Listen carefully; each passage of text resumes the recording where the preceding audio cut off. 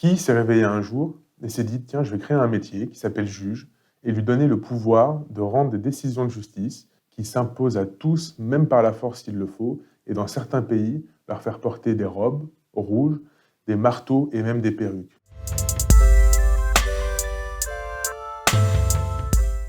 Pour comprendre pourquoi il existe des juges, il faut remonter à l'origine même de la justice. Il faut remonter plusieurs milliers d'années en arrière, à l'époque des sociétés dites primitives. Bien avant les grands pays, les empires, les villes, les sociétés étaient organisées à une échelle bien plus locale. On peut parler de tribus, de villages, de petits regroupements de personnes.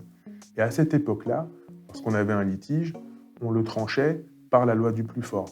C'est-à-dire qu'il y avait généralement la loi du plus fort se caractérisait par celui qui avait les plus gros bras. Mais dans certaines sociétés, ça pouvait être une personne qui était choisie du fait de son âge, donc le doyen du groupe, ou du fait d'une qualité, notamment la personne la plus sage. Et c'était donc à cette personne que l'on se référait pour trancher les litiges, régler les litiges entre les membres de cette société.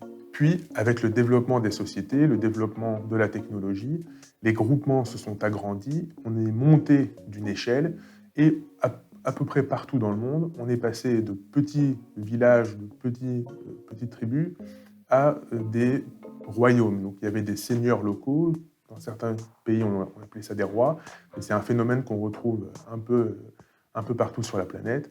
On retrouve, il y avait un roi, un souverain, ou on peut appeler ça également un suzerain.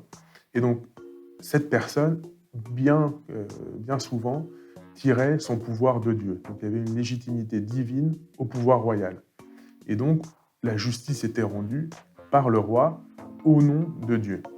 Et en Europe, notamment en France, ça avait une conséquence assez peu pratique, c'est que lorsque l'on voulait que la justice soit rendue, on devait attendre que le seigneur, donc le souverain local, en charge du territoire où on se trouve, se rende à nous, auprès de nous. Donc il y avait des tournées qui étaient faites, une ou plusieurs fois dans l'année, pour qu'il puisse trancher.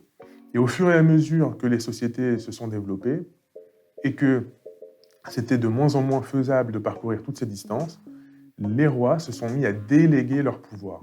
Donc, ils les ont délégués, ils avaient des représentants sur tout le territoire, et c'est comme ça que l'on en est arrivé à créer la notion de juge.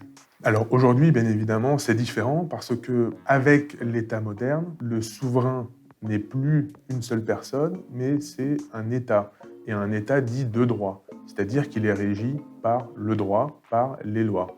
Et notamment, l'un des principes essentiels de nos États de droit, c'est la séparation des pouvoirs entre le législatif, c'est-à-dire la création de la loi, le judiciaire, c'est-à-dire l'interprétation de la loi, et l'exécutif, c'est-à-dire l'exécution de la loi.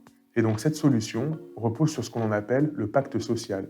Donc, suite aux différentes révolutions, lorsque les monarchies sont tombées, il y a eu des philosophes, notamment ce qu'on appelle les philosophes des Lumières, qui ont émis des théories, qui ont construit en s'inspirant de ce qui existait à l'époque antique, donc, notamment à Rome, mais aussi en Grèce. Ils ont créé un nouveau modèle qui repose sur ce que l'on appelle le pacte social.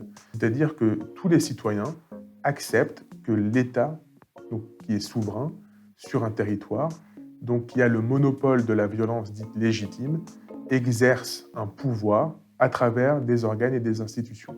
Si ce sujet vous intéresse, n'hésitez pas à me poser d'autres questions en commentaire et ça me permettra de faire d'autres vidéos pour peut-être entrer un peu plus en détail sur le fonctionnement de la justice aujourd'hui.